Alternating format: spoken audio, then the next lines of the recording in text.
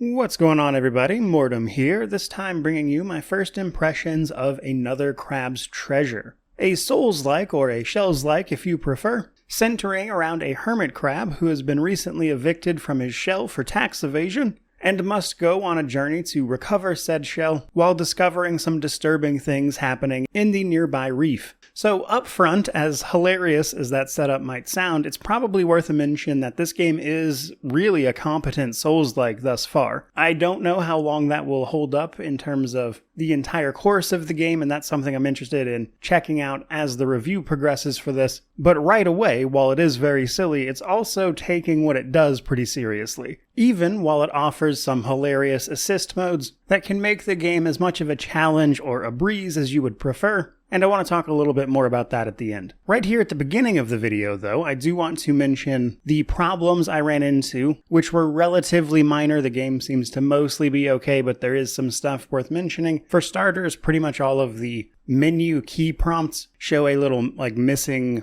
text file string thing instead of just saying okay type of stuff. And then the game itself seems to only display controller button prompts, which, while far from game breaking or anything, is a bit annoying for a PC channel and a PC game. Though you can go into the settings and fully rebind the keyboard keys and everything, it just shows the wrong prompts, and I didn't see any method of changing that. So a couple of minor issues. Another thing I wanted to mention that I did not experience personally, because you do have to go out of your way a bit to make it happen, is that very early on in the title, it's possible to actually parkour your way into an area you shouldn't be and thus sort of soft lock your game. But the good news there is that the area that is happening, which is the castle towards the beginning, is like the first 15 to 20 minutes of game, so it's not the end of the world to just start over. With that out of the way, though, let's talk a little more specifically about this title. Right away with its accessibility options, or its difficulty modifiers if you would prefer, because while this is very much so a Souls-like, unlike most Souls-like, this game comes with a bunch of modifiers to make that a little bit easier, or just straight up allow you to one-shot everything.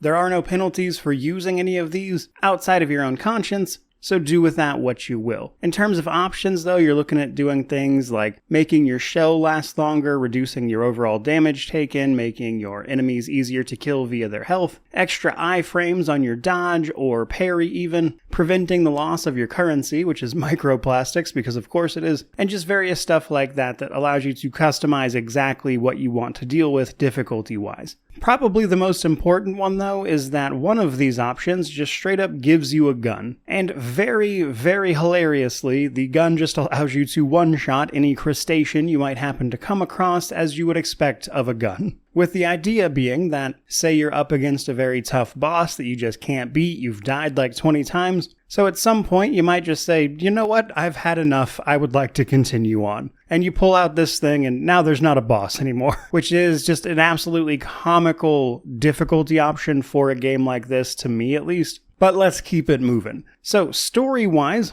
we play as a hermit crab named Krill, who's living peacefully in his own little tide pool, before being confronted by a loan shark and informed that the area is now under the control of a duchess, who is charging all of the local crustaceans and marine life taxes, and you just so happen to owe quite a bit, and your home, your shell, gets repossessed. You would like it back because hermit crabs are not a big fan of going out into the world and prefer to live lonely lives being hermits. This eventually puts you into contact with, of course, the duchy under question, and it becomes apparent that there are some underlying issues with some of the marine life going crazy, as you can see with their decision to establish a tax system. And I guess also they're going crazy and trying to kill everyone, but also these are like animals, so that's kind of just normal behavior, really, as the ocean isn't exactly known for being a forgiving place. So that's what the game's got going on story-wise, already a bit more than I was expecting, and suitably humorous, but once you get out into the underwater areas of the title, we can start running into various enemies, and while we can fight them off in typical Souls-like fashion,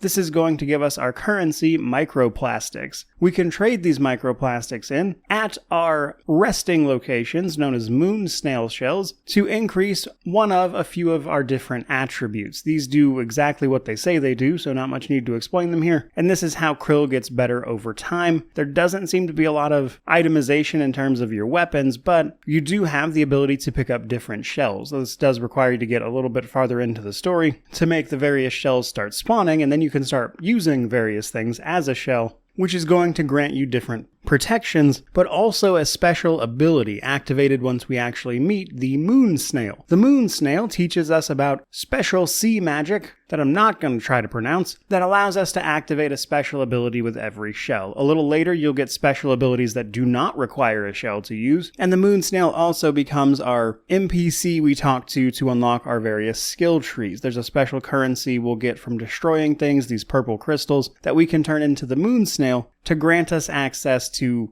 various skills on a skill tree. So that, combined with a little bit of itemization in the forms of what they call stowaways, just passive little things we can keep in our inventory, and then various cumulative upgrade items that will increase your health and the like, you've got the bulk of your progression system there. As with any Souls-like, realistically, it's about a lot of different combat, and this is where the game gets a little bit interesting, because the basic back and forth melee of a Souls-like is absolutely there. Enemies have all sorts of different wind-up times and abilities, and you have to either dodge, parry, or block them, but blocking in this game is really just hiding in your shell, and currently all shells are temporary, meaning that they have a health bar, so they can break mid-combat, which means you have to be careful about blocking with them and might prefer instead to mix in a dodge or two, and then later maybe even parry once you've got the skill unlocked to do so. And then, as I mentioned, each shell has a special ability attached to it that's going to mix up and change things. So I'm curious to see how that winds up evolving over the course of the game, because I don't get the impression this is a terribly long title. But because there's something like, I believe it's 69 different shells you can wear, that means there's 69 different abilities in theory if some of them aren't repeated. Alongside your actual special abilities you get from defeating certain bosses, that makes for potentially a wide variety of different abilities and things that the nature of this title might initially lead you to believe wouldn't be there. So when it comes to evaluating this game, when I fully review it, is just thinking about how engrossing this combat system is compared to your typical Souls-like, especially with the difficulty options it has available. And in particular, I'm curious how easy it is to, say, break this game by going all in on just ruthlessly attacking, or maybe perhaps spamming these magical abilities you get, or if the game is actually ready to account for those things and potentially give you a genuinely challenging experience outside of just the novelty of the Souls-like setup. And the reason I'm so curious about if this silly little game can actually manage to pull that off is specifically because of all the difficulty options it has available, because discussions around difficulty and Souls-likes are often, let's say, very spirited. And while I see the thought process behind both sides of those arguments, I'm very curious to see how a game like this plays out that could potentially provide that very challenging experience, but also allow people who just can't quite get into it or overcome certain challenges to literally just one-shot their way past it instead.